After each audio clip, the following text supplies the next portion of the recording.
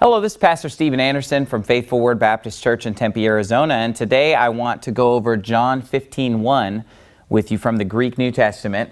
In English, this verse says, "I am the true vine, and my Father is the husbandman." Let's go ahead and read it in Greek. "Ego imi I ambelos I alithini, ke o patirmu o hiergos esti." All right, let's read it again. "Ego imi I ambelos I alithini, ke o patirmu o hiergos esti." Now let's go through this word by word. Ego, we should remember from the lesson on John 14:6, means I. Ego imi, I am. Ego imi I ambelos. That means I am the vine, okay? Now, ambelos is a little bit tricky to pronounce because there's an exception here with this P that I want to teach you about. Usually this letter makes the P sound, but whenever P comes after me, it actually makes a B sound. That's just an exception to the rule. So every time you see a P following a me, you always pronounce it like a B. Therefore, this word is pronounced ambelos. Ambelos. Okay? Now notice it's I ambelos.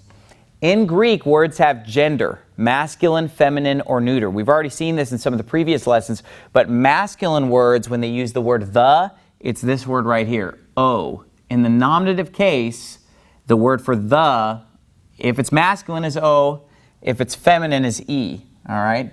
If it's neuter, it's to, but we haven't gotten to that yet. So we've got ego, imi, I ambelos, I alithini.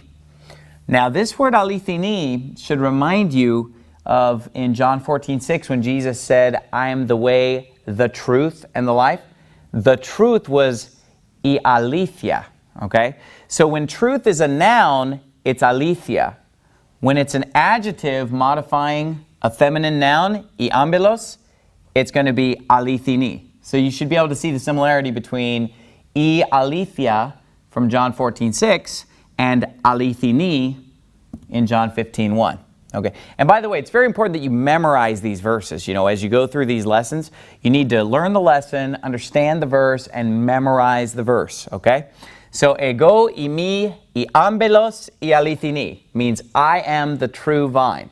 Now, you notice that the word order is different in Greek than it is in English. We would say I am the true vine, but what this literally says is I am the vine, the true.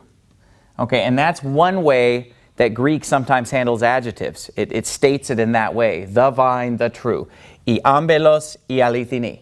Doesn't sound normal in English, but of course it sounds perfectly normal in Greek to say I ambelos I alithini. So that's I am the true vine. K means and. O patirmu means my father. Okay?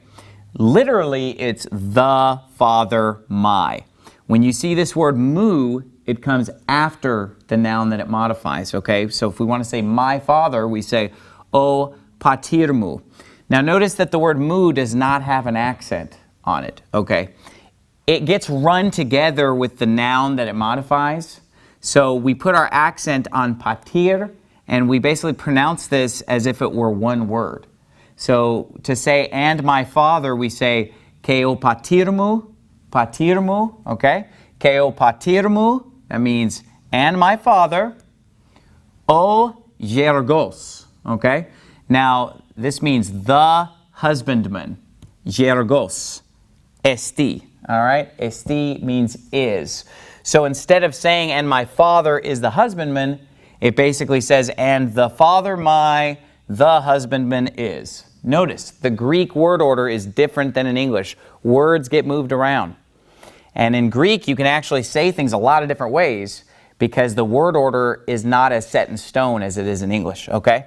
So, hiergos. What does this remind you of in English? Well, if you were to take these two gammas and just change them out for English letter G, you'd have the name George. And this is actually where the name George comes from.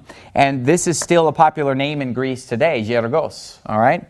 So basically, you can remember the word husbandman by remembering that that's where we get the word George, the name George today in English. Okay.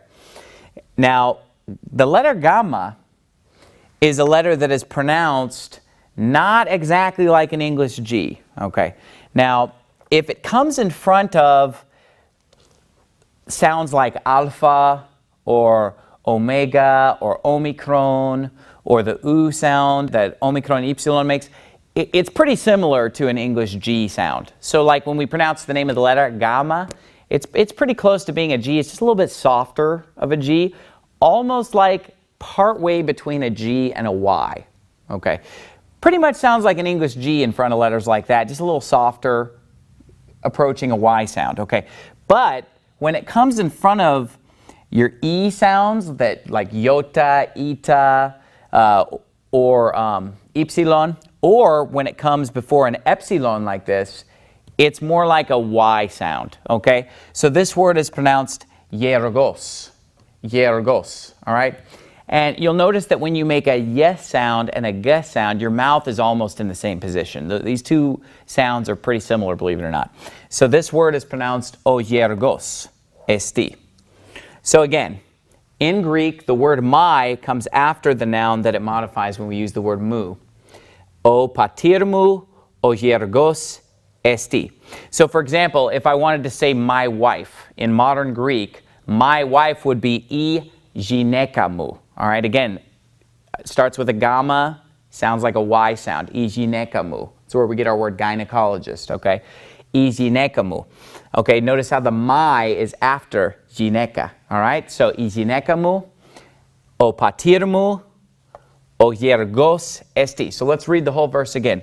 Ego, imi, I ambelos, I alithini, ke o patirmu, o yergos esti. So what did we learn this lesson? We learned that the P after me makes a B sound. Okay, we learned that sometimes adjectives are dealt with in this way, I ambelos, I alithini. And we also learned that the word mu, which means my, comes after the noun that it modifies. It has no accent on it and it gets run together. O patirmu, o patirmu. And then we can remember the nouns. Alithini, we already know from I alithia in John 14:6. Yergos reminds us of the word George, yergos, okay? And then patir reminds us of the word paternal, the father. Ambelos, I can't really think of any connection between that and our English word vine. If you think of one, leave it in the comments. But again, ego, imi, I ambelos, I alithini, ke o patirmu, o yergos esti. Memorize. In the next video, we're going to go over 3 John verse 1 and review the dative case.